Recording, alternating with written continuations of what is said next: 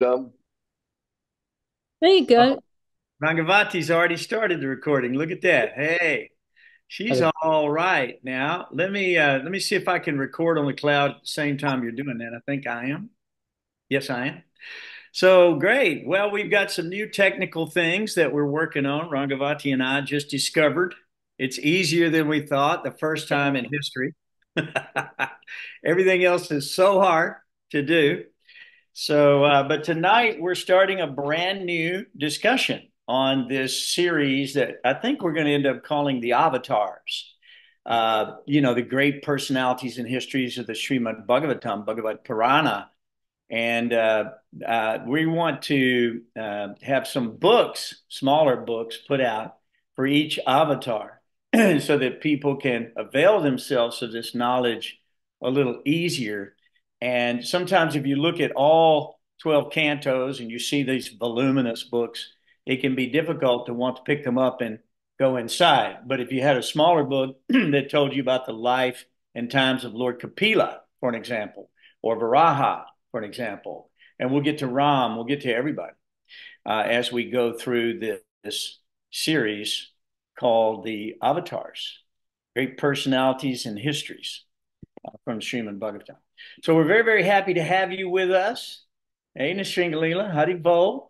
Hare Nice Krishna, to have Prabhuji. you. Very good to see you tonight. This is So we're going to be studying from chapter 21, talks between Manu and Kardama Muni.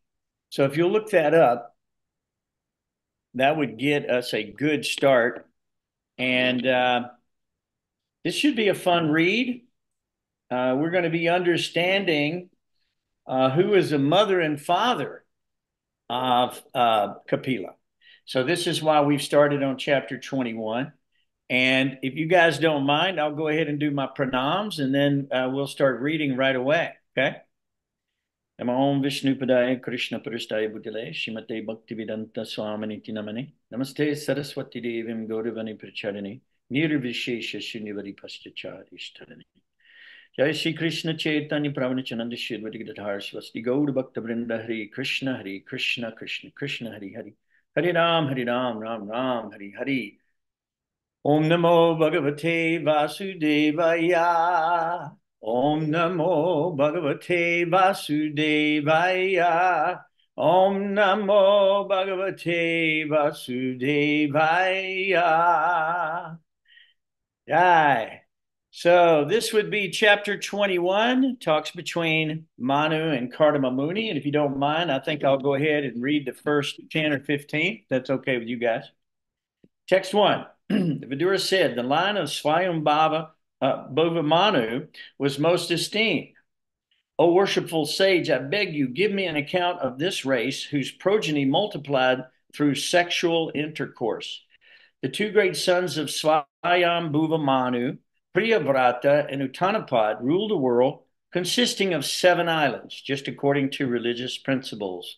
O holy Brahman, O sinless one, you have spoken of his daughter, known by the name of Devahuti, as the wife of the sage Kardama, the lord of created beings. How many offsprings did that great yogi beget through the princess, who was endowed with eightfold perfection in the yoga principles? Oh, pray tell me this, for I am eager to hear it. O holy sage, tell me how the worshipful Ruchi and Daksha, the son of Brahma, generated children after securing as their wives the other two daughters of Swayambhuva Manu. The great sage Maitreya replied, commanded by Lord Brahma to beget children in these worlds, the worshipful Kardama Muni practiced penance on the bank of the river Saraswati for a period of 10,000 years. During that period of penance, the sage Kardama, by worshiping through devotional service and trance, propitiated the personality of Godhead, who is the quick bestower of all blessings upon those who flee to him for protection. Then in the Satya Yuga, the lotus-eyed supreme personality of Godhead, being pleased, showed himself to that Kardama Muni and displayed his transcendental form, which can be understood only through the Vedas. Kardama Muni saw the supreme personality of Godhead, who is free from material contamination. In his eternal form, effulgent like the sun, wearing a garland of white lotuses and water lilies. The Lord was clad in spotless yellow silk, and his lotus face was fringed with slick, dark locks of curly hair. Adorned with a crown and earrings, he held his characteristic conch, disc, and mace in three of his hands, and a white lily in the fourth. He glanced about in a happy, smiling mood, whose sight captivates the hearts of all devotees. A golden streak on his chest, the famous Kaustubha gem suspended from his neck. He stood in the air with his lotus feet placed on the shoulders of Garuda, his winged carrier. When Kardama Muni actually realized the Supreme Personality of Godhead in person, he was greatly satisfied because his transcendental desire was fulfilled. He fell on the ground with his head bowed to offer obeisances unto the lotus feet of the Lord, his heart naturally full of love of God. With folded hands, he satisfied the Lord with prayers. So would anybody like to start reading the prayers of Kardama Muni, the Supreme Personality of Godhead? I can. Go for it. Text 13. Okay, got it. The great sage Kardama said, O Supreme Worshipful Lord, my power of sight is now fulfilled. Having attained the greatest perfection of the sight of you, who are the reservoir of all existences. Through many successive bursts of deep meditation, advanced yogis aspire to see your transcendental form. Your lotus feet are the true vessel to take one across the ocean of mundane nations. Only persons deprived of their intelligence by the spell of deluding energy will worship those feet with a view to attain the trivial and momentary pleasures of the senses, which even persons rotting in hell can attain. Wow. However, O my Lord, you are so kind that you can bestow mercy even upon them. Therefore, desiring to marry a girl of like disposition, who may prove to be a veritable cow of plenty in my married life, to satisfy my lustful desires, I too have sought the shelter of your lotus feet, which are the source of everything, for you are like a desire tree. O my Lord, you are the master and leader of all living entities. Under your direction, all conditioned souls, as if bound by rope, are constantly engaged in satisfying their desires. Following them, O embodiment of religion, I also bear obligations for you for eternal time. However, persons who have given up stereotyped worldly affairs and the beastly followers of these affairs, who have taken shelter of the umbrella of your lotus feet by drinking the intoxicating nectar of your qualities and activities and discussions with one another, can be free from the primary nascence of the material body. Shall I continue? You may do a few more if you'd like. Yeah, sure. Sure, of course. If I'm not offending anyone. Your wheel, which has three naves, rotates around the axis of the imperishable Brahman.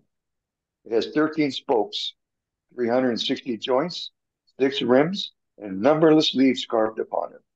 Though its revolution cuts short the lifespan of the entire creation, this wheel of tremendous velocity cannot touch the lifespan of the devotees of the Lord. My dear Lord, you alone create the universes. O personality of Godhead, desiring to create these universes, you create them, maintain them, and they can wind them up with your own energies, which are under the control of your second energy called Yoga Maya. Just as a spider creates a cobweb by its own energy and again winds it up. My dear Lord, although it's not your desire, you manifestate this creation of gross and subtle elements just for our sensual satisfaction. Let your causeless mercy be upon us, for you have appeared before us in your eternal form, adorned with the splendid wreath of Tulasi leaves. I'll stop. Okay. Well, thank you very much. That was very good. Very good reading. Who would like to be next? I can read some. Very nice. We're on 21, correct? 21. I continuously offer my respectful obeisances unto your lotus feet, of which it is worthy to take shelter, because you shower all benediction on the insignificant, to give all living entities detachment from recruitive activity by realizing you. You have expanded these material worlds by your own energy.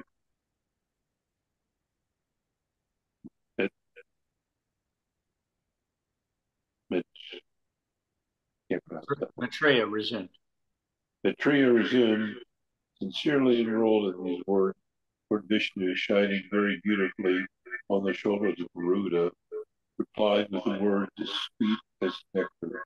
His eyebrows moved gracefully as he looked at the sage with a smile full of affection. Supreme Lord said, having come to know what is in your mind, I have already arranged for that for which you have worshipped me well through your mental and sensory discipline. The Lord continued, my dear Ritu, O Lord of the living entities,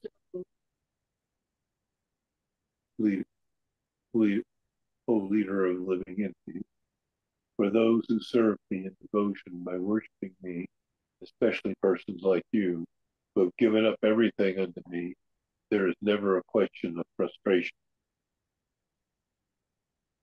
The Emperor Swayambhuva Muni, Anu, the son of Lord Brahma, who is well known for his righteous acts, has his seat in Brahmavarta and rules over the earth, the seven oceans. The day after tomorrow, Lord Brahma, that celebrated emperor who is expert in religious activities, will come here with his queen, Satarupa, wishing to see you. He has a grown-up daughter whose eyes are black. She is ready for marriage, and she has good character and all good qualities. He is also searching for a good husband. My dear sir, her parents will come to see you, who are exactly suitable for her, just to deliver their daughter as your wife.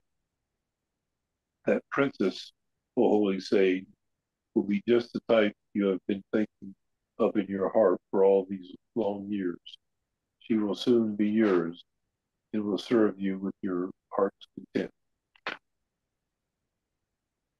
She will bring forth 9 daughters from the seed sown in her by you, and through the daughters you beget, the sages will duly beget children. With your heart cleansed by properly carrying out my command, resigning to me the fruits of all your acts, you will finally attain me. Showing compassion to all living entities, you will attain self-realization. Giving assurance of safety to all, you will perceive your own self as well as all universes in me and myself in you. O great sage, I shall manifest my own planetary portion through your wife, Devahuti, along with your 9 daughters, and I shall instruct her in the system of philosophy that deals with the ultimate principles or categories. Out there? That's fine. Yeah, and who would like to pick up on text 33? I can read, Prabhuji. Nice. Thank you. Maitreya went on, thus having spoken to Kadamba Muni, the Lord, who reveals himself only when the senses are in Krishna consciousness, departed from that lake called Bindu Sarovara, which was encircled by the river Saraswati. While the sage stood looking on, the Lord left by the pathway leading to Vaikuntha, the path extolled by all great liberated souls. The sage stood listening as the hymn forming the basis of the Samaveda were vibrated by the flapping wings of the Lord's carrier Garuda. Then after the departure of the Lord, The worshipful sage Kadamba stayed on the bank of Bindu Sarovara, awaiting the time of which the Lord had spoken. Swayambhu Manu, with his wife, mounted his chariot, which was decorated with the golden ornaments. Placing his daughter on it with them, he began traveling all over the earth. O Vidra, they reached the hermitage of the sage, who had just completed his oath of austerity on the very day foretold by the Lord. The holy lake, Bindu Sarovara, flooded by the waters of the river Saraswati, was resorted to by hosts of eminent sages. Its holy water was not only auspicious, but as sweet as nectar. It was called Bindu Sarovara because drops of tears had fallen there from the eyes of the Lord, who was overwhelmed by the extreme compassion for the sage who had sought his protection.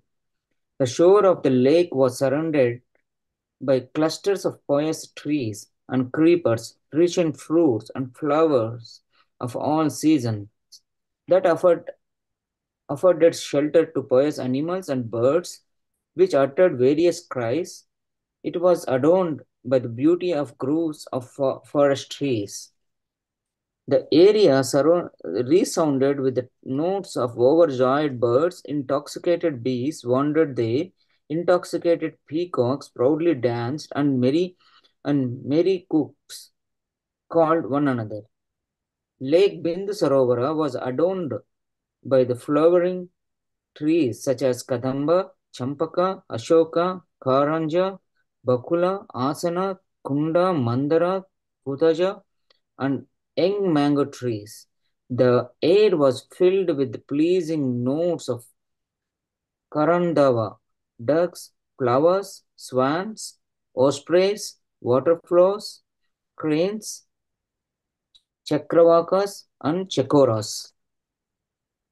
Its shores, abundant with deer, boars, porcupines, gavayas, elephants, baboons, lions, monkeys, mongoose, and musk deer. Entering the most sacred spot with his daughter and going near the sage, the first monarch, Swayambhu Manu, saw the sage sitting in his hermitage, having just propitiated the sacred fire by pouring oblations into it. His body shone most brilliantly. Though he had engaged in austere penance for a long time, he was not emaciated, for the Lord had cast his affectionate sidelong glance upon him, and he had also heard the nectar flowing from the moon-like words of the Lord. The sage was tall, his eyes were large, like the petals of a lotus, and he had matted locks on his head. He was clad in rags. Swayambhu Manu approached and saw him to be somewhat soiled, like an unpolished gem. Can I stop, Prabhuji? Or It's up to you. Let's see. I think we only have in this chapter another 6 verses. Why don't you finish the next 6 verses to the end of this chapter? sure, Prabhuji. Thank you.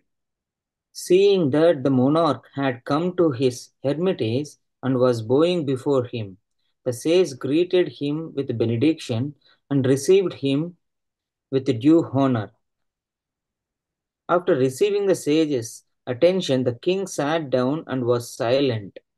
Recalling the instructions of the Lord, Kardama then spoke to the king as follows, delighting him with his sweet accents. The tour you have undertaken, O Lord, is surely intended to protect the virtuous and kill the demons, since you embody the protecting energy of Sri Hari. You assume, when necessary, the part of the sun god, the moon god, Agni, the god fire, Indra, the lord of paradise, Vayu, the wind god, Yama, the god of punishment, Dharma, the god of piety, and Varuna, the god of presiding over the water. All the obeisances to you. who are none other than Lord Vishnu. If you did not mount your victorious jewel chariot, whose mere presence threatens culprits, if you did not produce fierce sounds by the twanging of your bow, and if you did not roam about the world like the brilliant sun, leading the huge army whose trampling feet cause the globe of the earth to tremble, then all the moral laws governing the varnas and ashramas created by the Lord himself would be broken by the rogues and rascals. If you gave up all thought of the world's situation, unrighteousness would flourish, for men who hanker only after money would be unopposed. Such miscreants would attack, and the world would perish. In spite of all this, I ask you, O valiant king, the purpose for which you have come here, whatever it may be, we shall carry it out without reservation. Thank you. That was very nice. Thank you for that. We appreciate that. Now we're going to call on Rangavati to start out chapter 22, the marriage of Kardama Muni and Devahuti. Sri Maitreya said, after describing the greatness of the emperor's manifold qualities and activities, the sage became silent, and the emperor, feeling modesty, addressed him as follows. Manu replied, to expand himself in Vedic knowledge, Lord Brahma, the personified Veda, from his face created you, the Brahmanas, who are full of austerity, knowledge, and mystic power, and are averse to sense gratification. For the protection of the Brahmanas, the thousand-legged Supreme Being created us, the Kshatriyas, from his 1,000 arms. Hence the Brahmanas are said to be his heart, and the Kshatriyas his arms. This is why the Brahmanas and Kshatriyas protect each other as well as themselves, and the Lord himself, who is both the cause and effect and is yet immutable, protects them through each other. Now I have resolved all my doubts simply by meeting you, for your lordship has very kindly and clearly explained the duty of a king who desires to protect his subjects. It is my good fortune that I've been able to see you, for you cannot easily be seen by persons who have not subdued their mind or controlled their senses. I am in the more fortunate to have touched with my head the blessed dust of your feet. I have fortunately been instructed by you, and thus great favor has been bestowed upon me. I thank God that I've listened with open ears to your pure words.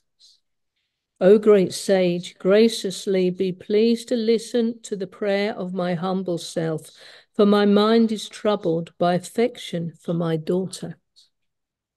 My daughter is the sister of Priyavrata and Uttanapad. She is seeking a suitable husband in terms of age, character, and good qualities. The moment she heard from the sage Narada of your noble character, learning, beautiful appearance, youth, and other virtues, she fixed her mind upon you.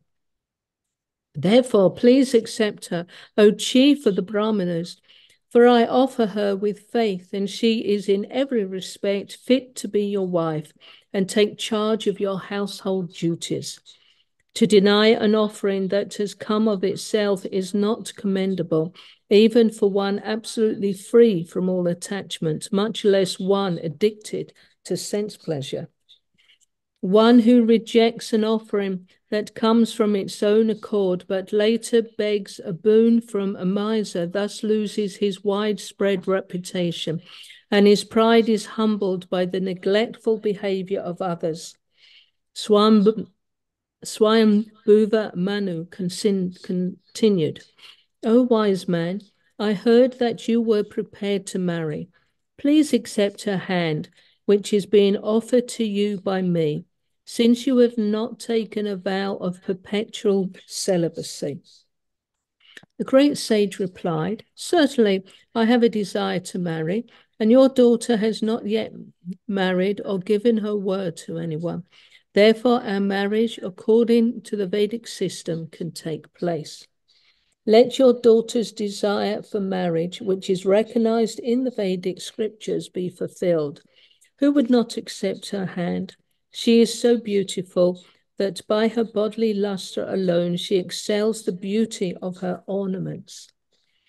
I have heard that Vishvasu, the great Gandharva, his mind stupefied with infatuation, fell from his airplane after seeing your daughter playing with the ball on the roof of the palace. For she was indeed beautiful, with her tinkling ankle bells and her eyes moving to and fro. What wise man would not welcome her, the very ornament of womanhood, the beloved daughter of Swayambhuva Manu and sister of Uttanapad? Those who have not worshipped the gracious feet of the goddess of fortune cannot even perceive her, yet she has come of her own accord to seek my hand. Would you like me to continue? There's another 20 verses left in this chapter. So if you want to read a few more, you're certainly welcome to do that. Okay. Therefore, I shall accept this chaste girl as my wife on the condition that after she bears semen from my body, I shall accept the life of devotional service accepted by the most perfect human beings. That process was described by Lord Vishnu. It is free from envy. The highest authority for me is the unlimited Supreme Personality of Godhead, from whom this wonderful creation emanates, and in whom its sustenance and dissolution rest. He is the origin of the Prajapatis, the personalities meant to produce living entities in this world.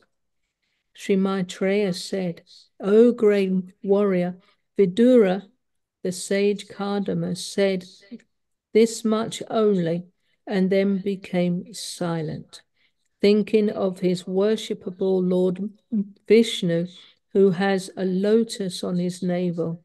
As he silently smiled, his face captured the mind of Devahuti, who began to meditate upon the great sage. Will that be okay? Yeah, it's very nice. Thank you for that. This is a wonderful story.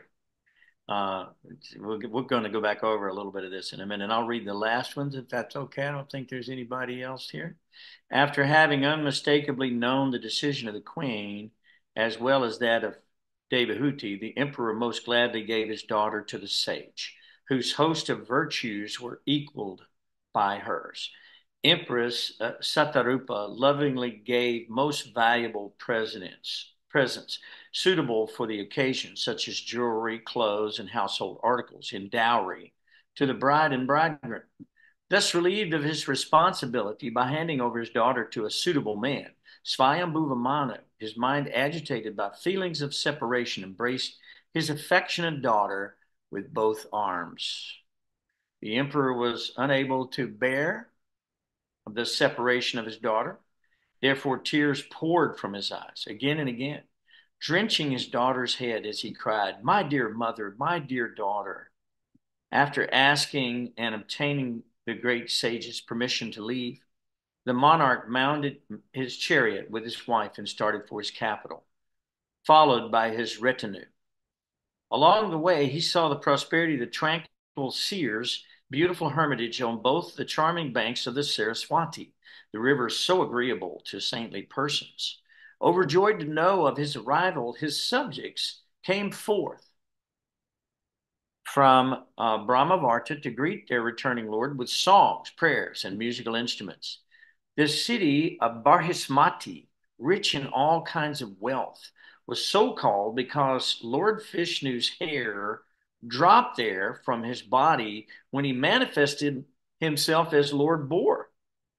As he shook his body, this very hair fell and turned into blades of evergreen kusha grass and kasha, another kind of grass used for mats, by means of which the sages worshiped Lord Vishnu after defeating the demons who had interfered with the performances of their sacrifice.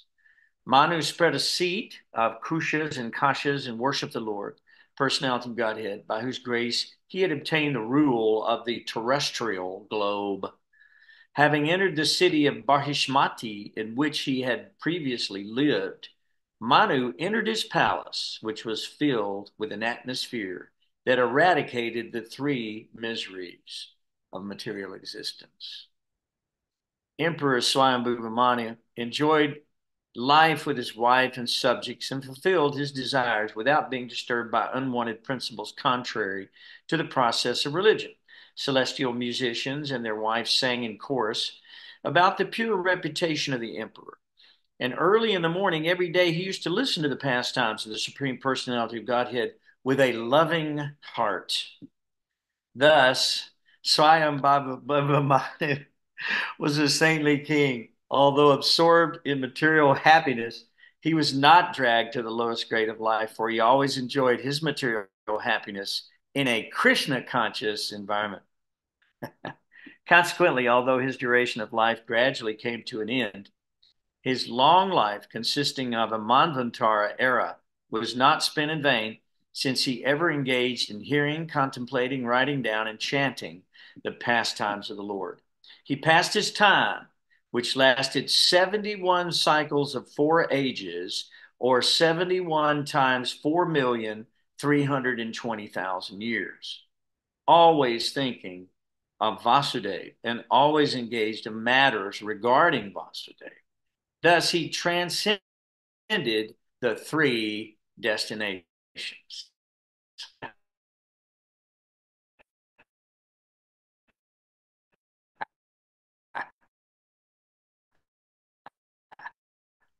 Mind and other men and living creatures. In reply to questions asked by certain sages, he, Swayambhuva Manu, out of compassion for all living entities, taught the diverse sacred duties of men in general and the different varnas and ashrams. I have spoken to you of the wonderful character of Swayambhuva Manu, the original king, whose reputation is worthy of description. Please hear as I speak of the flourishing of his daughter, Devahuti. So those are 2 chapters that are going to set us up to be able to understand the mother and father of God in this incarnation, the Pila. So is there anybody that has any questions right off the bat, or any eliminations or anything that stands out in your mind you'd like to discuss just briefly? I mean, it's an amazing story.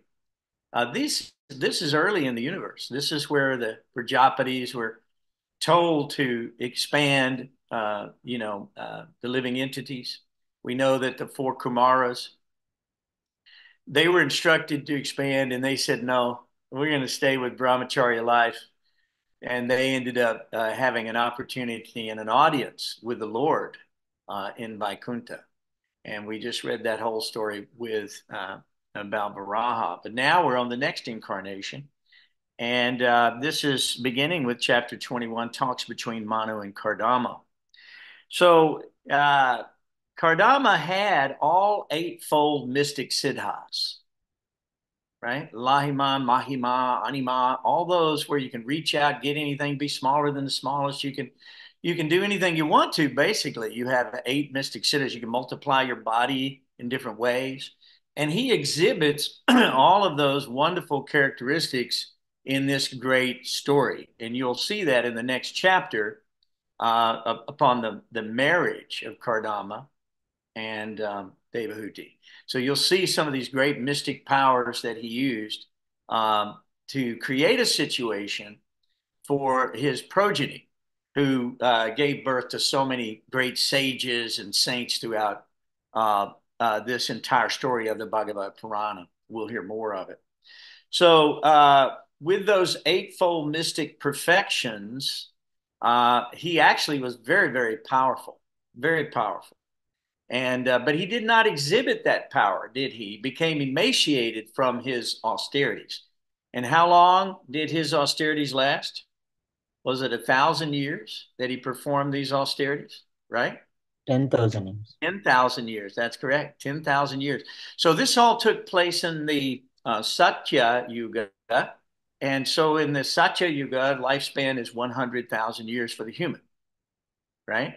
Then in the next Yuga, which is normally Treta, that's going to be 10,000 years. And then in Dwapara Yuga, which is the Yuga before Kali, which is the one we're currently in, that you have a 1,000 year lifespan.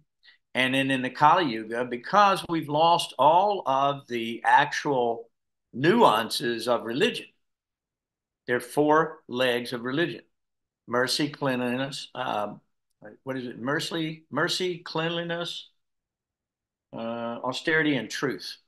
So those three are gone now. They left with each of the ensuing yugas. Satya Yuga is like the spring of mankind. Okay. Treta Yuga is like the summer. Dwapara is like the fall of mankind. And Kali is the age of winter, or the age of quarrel and hypocrisy as we know it. And in this age, even truth is being challenged.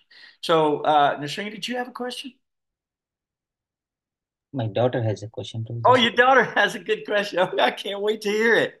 Please. Yes, so we get 1,000 years of lifetime project. We have what now? I'm sorry. We have 1,000 years of life project. No, 100. 100 years. 100. So does it mean 100 days, 100 hours, or No, 100 years. 100 years. 365 days, 24 hours a day for 1 year. Okay.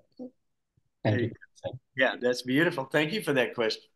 As a matter of fact, if you look back in previous chapters, the Srimad Bhagavatam was written down thousands of years ago.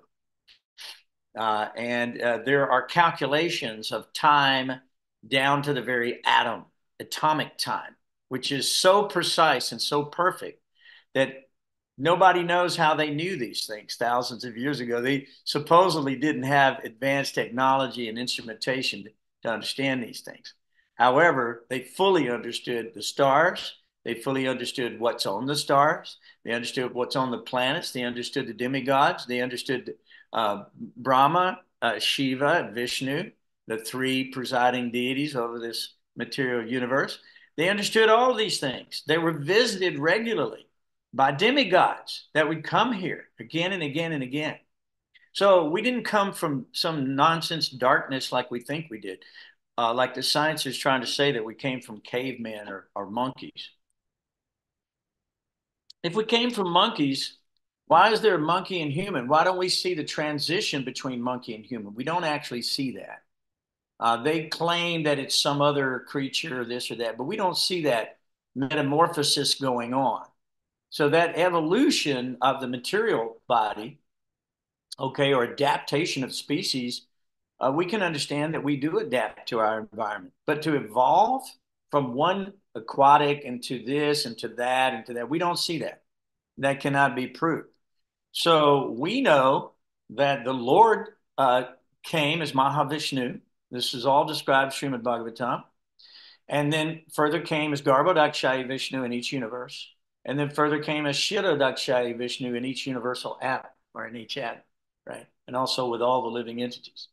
So God is expanding himself over and over again, and he's sending Prajapatis to increase population in the material world. Manu, Swambhava Manu.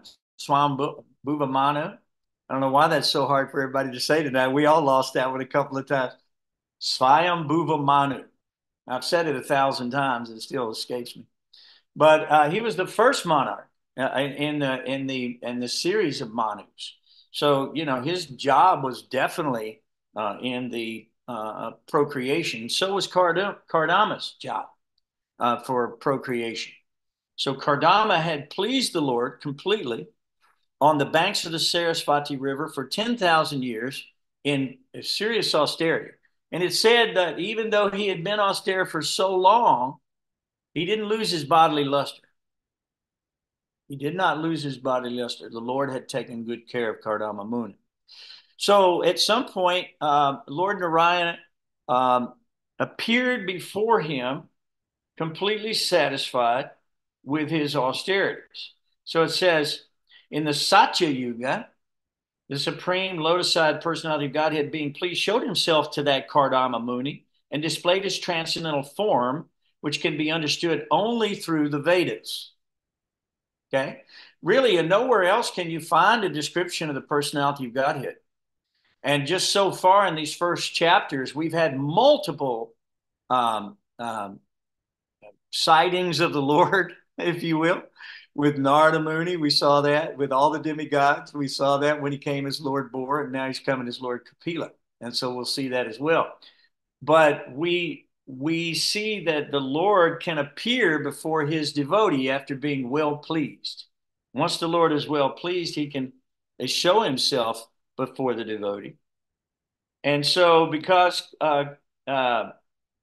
his eternal form, effulgent like the sun, wearing a garland of white lotus and water lilies, the Lord was clad in spotless yellow silk, and his lotus face was fringed with slick, dark locks of curly hair.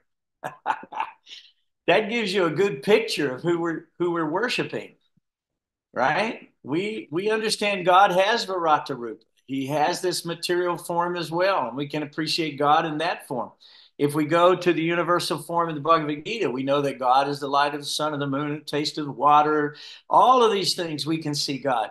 There's no excuse for anyone who couldn't be God conscious. We can be God conscious. We can be God conscious simply by calling out his holy names. Hare Krishna, Krishna Krishna, Hare Hare, Hare Rama, Rama Rama, Hare Hare. And when we do that, God comes, he dances upon our tongue. And God is very satisfied with you, even if you don't understand the words, even if you don't understand the whole philosophy. There's a benefit called a Gyata Sukriti. A Gyata Sukriti means even unknowing, we're serving the Lord and we're getting the benefit. It's just like if you go to the doctor and the doctor gives you a nice medicine, you don't have to understand how the medicine works. You simply take the medicine and you feel better. So it's not necessary that you understand the complete science. However, Bhagavatam gives us the complete science. And it is very, very scientific and very exacting and very consistent across over, 100,000 verses? So how many verses does Srimad Bhagavatam have? Do we know? I think it's 144,000. Is that correct? 18,000. Oh, 18,000, right. 144 is the, Mahabharata. The Mahabharata. Yeah, I believe that's correct. Okay, so 18,000 verses here that describe very carefully and very clearly the avatars of God, what they come for, and why they're here. So Krishna, it says that when he appeared before Kardama, he already knew what he wanted, right? And he said that persons like you who have given everything will never be deterred by frustration, and there'll never be any question of frustration in his life. And here we find we're so frustrated, aren't we? Every time we turn around, we're frustrated. The material energy does not seem to be compliant with our will. So we become constantly frustrated. And here he says, "Oh, my Lord, you are the master and leader of all the living entities. Under your direction, all conditioned souls, as if bound by rope, are constantly engaged in satisfying their desires. Following them, O embodiment of religion, I also bear oblations for you who are eternal time." So everyone is have so many unlimited desires. And if we allow those unlimited desires to affect us and actually in a mode of passion sense, then we're constantly seeking to take the sense and apply it to its object. And so we live our whole lives simply running mad after, uh, uh, eating, sleeping, mating, and defending. And we see that that's what the whole world is involved in here. But that was not Swayam Bhuvamanu's approach to life. He was Krishna conscious in all situations. And he did that for an extremely long period of time. So we'll talk some more about that in just a second. But so Krishna, when he came, what did he do? When he came before Kardama, of course, Kardama gave some beautiful prayers in text 12 to 21 in chapter 21. I would recommend everybody read those prayers multiple times. That's text 12 to 21 in chapter 21. You can read those prayers over and over again because they will benefit you unlimitedly. But when he came to see him, he already knew what he wanted, and he foretold of Swayambhuva Manu's visit. The day after tomorrow is how he put it. So the day after tomorrow, he was going to come and ask Kardama Muni to accept his daughter's hands, who had all good qualities, just like Kardama Muni did. So, and then he told him, he said, and I will manifest my own plenary portion through your wife Devahuti. In other words, he will come as Devahuti's son. Okay, so he told him that, he foretold of that, and sure enough, the day after tomorrow, Swayambhuva Manu showed up, and it was very wonderful. But as Vishnu was leaving, he was on Garuda's back, right? And Garuda's flapping his wings, and the sound of those wings flapping was the vibration of the Samaveda. So the Samaveda is a very beautiful Veda which glorifies the Lord wonderfully. So if you haven't read Samaveda, that's going to be something you're going to want to look into. So he said that the king's tour, when Kardama addressed the king, I think this is pretty interesting. He said, certainly your tour of the world that brought you here was certainly to protect the innocent and to kill the miscreants, because you are the embodiment of the protecting energy of Sri Hari. So the king actually is the embodiment of the power of God in so many ways, right? And so in that situation, he acknowledged that and realized his position, which I thought was very wonderful. And he said, which I take this as a point that we can grapple with today, and that is, he said, if it weren't for the fierce twang of your bow, if it wasn't for the tumultuous sound of your armies and their animals, and all of this traversing the globe, which causes the earth to literally tremble, if it weren't for setting a precedence to uphold the moral laws of Varna and Ashram, okay, the world would have been put into complete ruination. So what we see now, that there are no Raja Rishis, there are no saintly kings anymore. There's only the Prabhupada said, making the best of a bad bargain. The best of a bad bargain means, what are our choices? Okay, so we have demons. Okay, so we get to choose from the best of the demoniac pool. Is that what we're choosing from? We read last time all the qualities of a demon. And if we look at the qualities of a demon, then we can see if persons actually have those qualities or not, whether they're fit to govern us. But we don't apply these principles. We don't look at the quality of a person. We don't look at the quality of a person, it seems like now. And there's always one schism after the next, and one, just what do they call them? Scandal after the next. I mean, that's all we hear. What's the next scandal? Right? So our problem is that the world, because we don't have religious kings, there is no law, literally. And democracy makes up their own laws every day. They don't take into consideration the laws of God. Do they? No. They've taken the 10 Commandments out of the courthouses. They don't want that to be part of their judgment call. They're allowing all types of liberal, rational behavior because the people want it. But if your child is a small child that doesn't know any better and it says, "Oh, Dad, I want to touch the fire," would you allow the child to touch the fire? No, because the fire will burn. So the idea is that the king's job is to keep people in line with morality, to keep us headed back home, back towards the spiritual sky. And in the Vedic system, Varna and Ashram are the way to do that. The Varnas are natural divisions of persons in the material world who are either laborers that work for everyone else, or they're Vaishyas who feed us as farmers and merchants, or they're Kshatriyas who are warriors administrative, who are ready to protect us.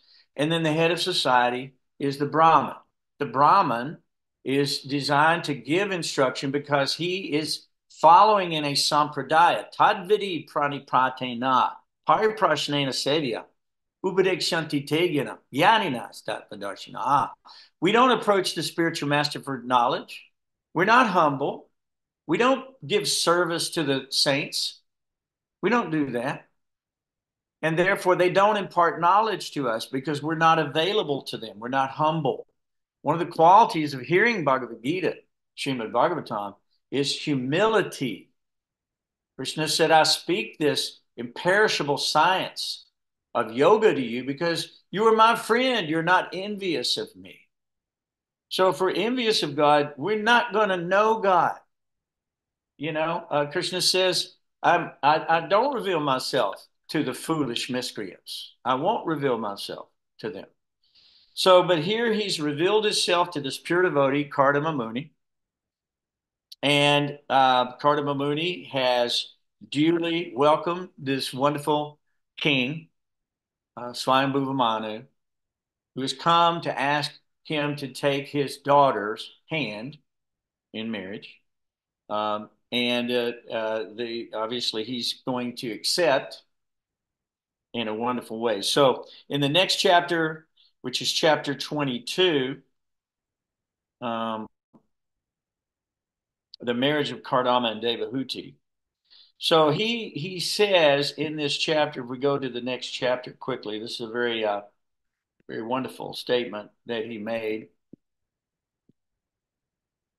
in text 6 and 7.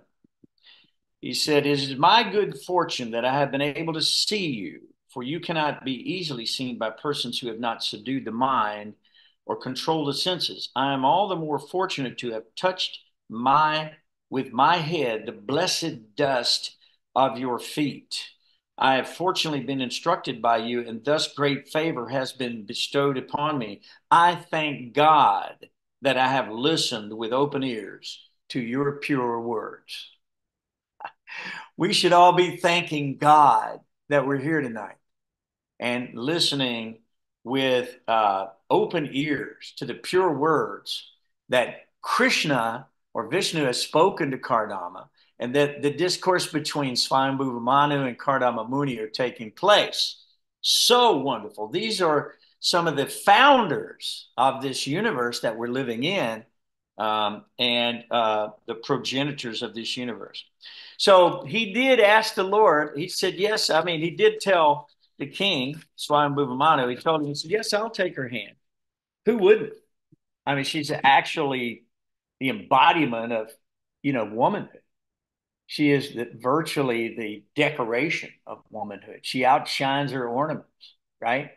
One demigod's flying along in his vimana, and he looks down and sees her playing with a ball on the roof of the palace, and he falls from his aircraft, crashes his skull, right? It's kind of like what we see today. Some of these car wrecks that are happening. The pretty girl's walking down the street, and the guy's looking, and bam, there it is. I guess that happened thousands and millions of years ago as well. So, but in the town where he was, he said definitely. He said, I will definitely take her as my wife, but one condition: after she bears semen from my body, then I shall take sannyas and live the life of a renunciant. So this story is going to get really good, y'all. It's getting ready to get pretty dramatic here in the next couple of chapters. You're going to see how Devahuti addressed Kardama after he took sannyas, and also how she was impregnated with so many children, and also some of the great gifts that he offered her when she came to him in a humble way and asked for children, and also a place, a house to raise the family. So normally when a wife asks the husband for a house, it can be fairly meager at first, right? Normally. But so, Kardama Muni created a 7-story skyscraper vimana with thousands of maidservants. So we're going to get there. I'm not going to rob you of the punchline or anything right now, but just try to understand that his mystic siddhas allowed him to produce these things for her, which even astonished himself, it says later. He was even astonished. So when Swambhuva Manu went back to Barhishmati, his town, everybody came out and they're singing, they're glad to have their monarch back. But it tells that the town was rich because Lord Boar had taken up that form and converted himself from Vishnu to the form of the boar.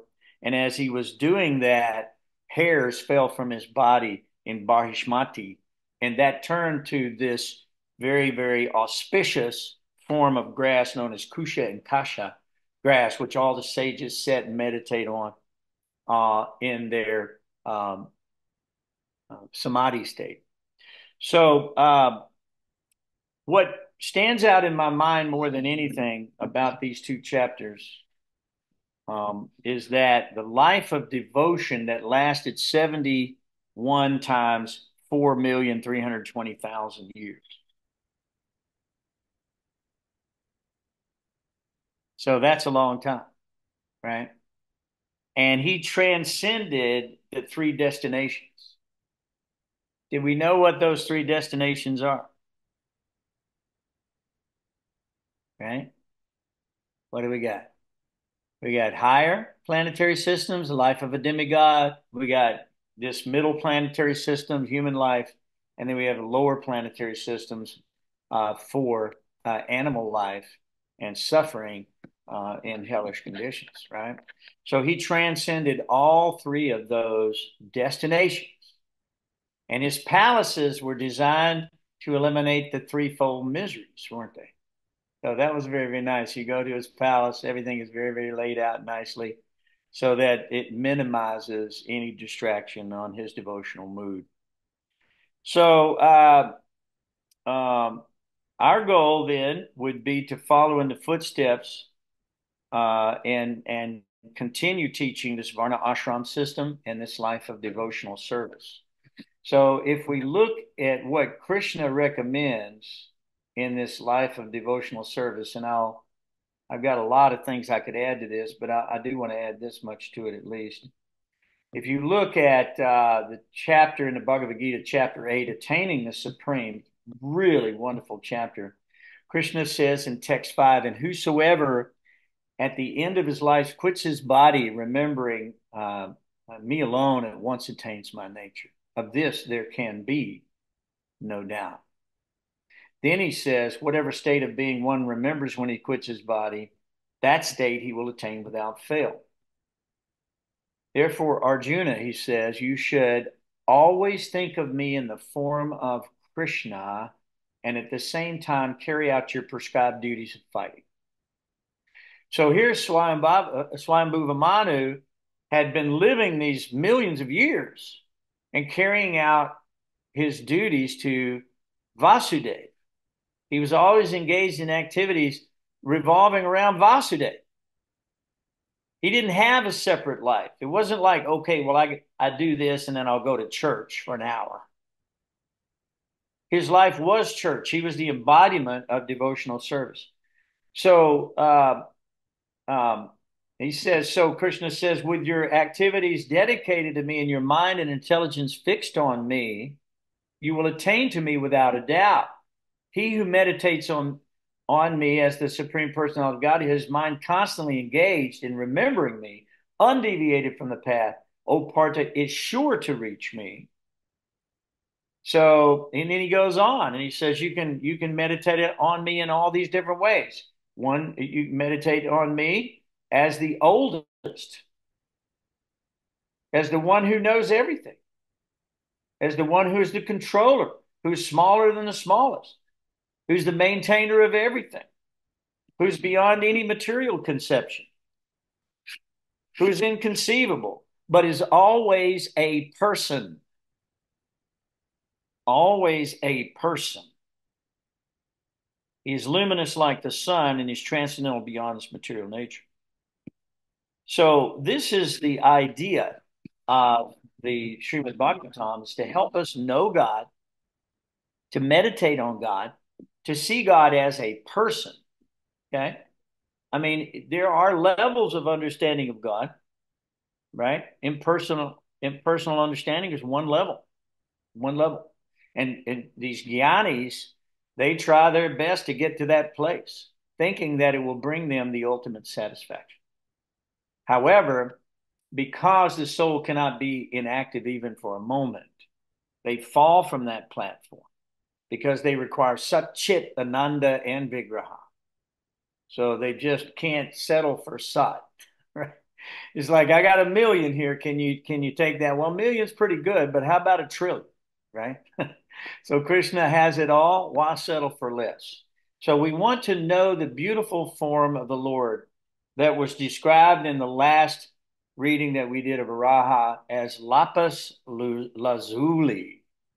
And this beautiful colors, just vibrant colors with like lightning flashing in them, and yellow silk garments and these garlands of flowers and all the weapons in the Lord's hand, his beautiful curling locks around his face.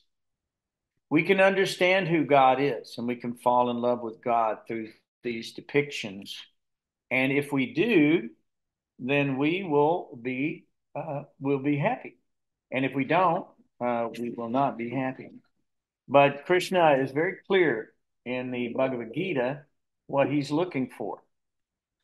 He describes that. He tells everyone, Manmana Bhava Madbhakto. In other words, think of me, meditate on me, serve me. Bhaktya Twanandya Sakya.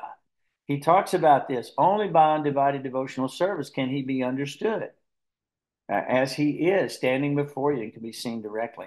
So obviously Kardama had done a wonderful job of penance, and the Lord was obliging to come before him and appear before him in that way.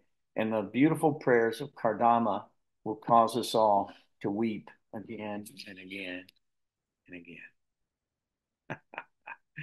So we're having a good time? Yes, we are. Are there any thoughts or questions you want to share? I have a kind of a thought or something I'm curious about that has nothing to do with what we've just read, if I can ask. Sure. Okay, because you just said, he who remembers me at the time of death, attains my abode without fail. I've often thought Because I'm 72, and I'm up there in age, and how does the soul, not how does the soul leave the body, but how does the soul travel if I'm fortunate enough to go to Vaikuntha? I mean, if it's billions and trillions and jillions of light years away that we think by human calculations, how does it get there? And how does it know how to get there? If that's even a logical question. Well, it is a good question, actually. I was just reading in the Odyssey stories where, and I don't know that I can give you the exact story, but I'd be happy to look it up and give it to you. But there are plenty of examples of souls who are going back to the spiritual sky. And they say that the Vishnu Dutas come in this beautiful chariot and they load up the devotee. And as the devotee is traveling back to the spiritual sky, all the demigods are showering flowers, beating doon drums, all this other stuff. And the devotee at that time he can look at the material world, and if he sees something he'd rather have, he can opt out. That's why it's so important that we understand that there's nothing in the material world that can actually satisfy the soul. The only thing that will actually satisfy the soul is reconnection in yoga, in pure, unalloyed, loving devotion with the Supreme Personality of Godhead. Krishna says, Yogi nam api sarvesham, madkatenan taratmana shradavan bhajate yomam, same yuktat mato mataha. And of all yogis, he who abides in me with great faith, worshiping me with transcendental loving service, is the most intimately united with me in yoga and is the highest of all. There can't be any question what the Lord thinks is the highest of all. It's not impersonalism. It's not worshiping paganism or the material universe of Rata Rupa. It's not. It's not being a big jnani and, attaining to something like that. It's pure devotion of the Lord. That's the only thing that the Lord's actually attracted to. And how we get there, that you'll know when the time comes, Jack Krishna, because it's coming for you. You'll see. The Lord's taking you home because of your life of devotional service. So there are many different ways, but the Vishnu Dutas will come for you, and they will protect you. And one time they asked Prabhupada, they said, Prabhupada, what if I'm just too sick? And I can't remember you at the time of death. Prabhupada said, Krishna won't forget you. He will remember you and your work. So we want to go to Krishna because Krishna, aham sarvasya prabhavo, matak sarvam pravartate. He is the source of all spiritual and material worlds. If you like birth, death, old age, and disease, stick around. There's plenty of it to go around for everybody here. But if you see yourself as being frustrated with this repeated situation of bhogatyaga, where we try to enjoy and then become sick of the enjoyment and renounce it, and then we try it again, and then we renounce it, try it again, renounce it again, try it again. There's no end to that. And there's no actual solution to that, not in the material world. Because you can apply the objects of the senses to the sense. You can rub it on the sense. And as soon as that connection is broken, the pleasure's gone. We don't care about happiness and distress in the material world. Everybody's having happiness and distress in the material world. It's even said in this chapter that they're enjoying happiness and distress and sense gratification, even for those who are rotting in hell. We just read that you can even have sense gratification in the hellish worlds. So can that be our goal? No. Bhaktyatwana yaya sakya ahang evam bidorjuna yantum drastum chitatpena pravestum cha parantapra. Only by undivided devotional service, Krishna says. This is the only way you can enter into the mysteries of his understanding. He's very clear about it. Not hard. So we can go around, we can try to treat Krishna in different ways. We can try to manifest these mystic siddhas separately and then try to use them for our own benefits in this world. But the one thing is, we'll find out we'll be frustrated with all of that unless we do what Krishna says in 1866 in the Bhagavad Gita: abandon all varieties of religion and just surrender to me. I will protect you, do not fear. So this is Krishna's guarantee to each and every one of us, that we should surrender to the Lord.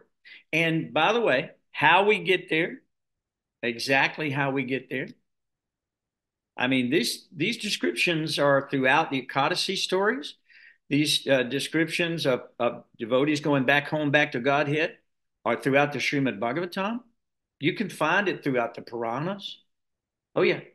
There's plenty of information about how, or that the soul does transfer from the material world. And there are scientific and very, I would say, detailed explanations of yogis who are not devotees, but have a way of raising their life force through the chakra and out to the top of the head at exactly the right moment, on the right day, at the right hour, in the right circumstance to be transferred back to the spiritual world or to whatever planet they may desire. So there's plenty of stories about that. But what we do, Jai Krishna, particularly what we do, is we don't worry. We're like a small child. Krishna is the Father. We're like a small child. Whatever the Father wants for us is good for us. There's no question that the Father would never do anything to us that would harm us. Everything the Father does for his child is done for the benefit of the child. So the point is knowing that we surrender ourselves, and whatever the Lord wants to do with us, whatever he wants to do, he is free to do anything and everything, for he's our worshipful Lord unconditionally. What is that? Ashlishava padaratam panastimam darsan patam karotuva yatatava viditatu lampato mat prananatas sa evanapara. Krishna, Chaitanya says in his Shishastika, that the Lord is free to do anything and everything. He's always our worshipful Lord unconditionally. So maybe it'll be a chariot. Who knows? Maybe it'll be a big Vimana you'll get to fly on, Jai Krishna. But if you keep reading Srimad Bhagavatam, you'll see how everybody else did it. You'll see how they were transferred. And in one of those ways, you'll also be transferred. You're talking, but we can't hear you. Rangavati, unclick, unmute. Whatever you say. It's okay. I'm just laughing at how this dictation is coming out, because it just can't understand a lot of the words, and so it's trying to make up these words, and it is just so funny. Well, that's fine. I should give reference to where these are being quoted from. That way we'll just pull it right out of the Shastra. It can't understand Sanskrit. It can't understand Bengali. I don't understand any of it. No. You'll get to fly on Jack Christian, but if you keep reading, stream that bag of down, you'll see how everybody else did it. Jack, I want you to send him that version. Let him decipher it. Yeah, that's right. He has to decipher it. All right. Well, you guys are a blessing to me. Thank you so much for your time this evening. It was a wonderful discourse, and hope we all gained some good insights out of this. And next week we'll do 2 chapters, and it'll be the marriage of Devahuti and Kardama Muni. So it should be very beautiful for us. So please invite all your friends to come, and we'll be looking forward to seeing you on the next installment, Monday night, same time, same station. Hare Krishna. Hare Krishna. Thank you so much for being here. Hare Krishna. Thank you for coming. Hare Krishna.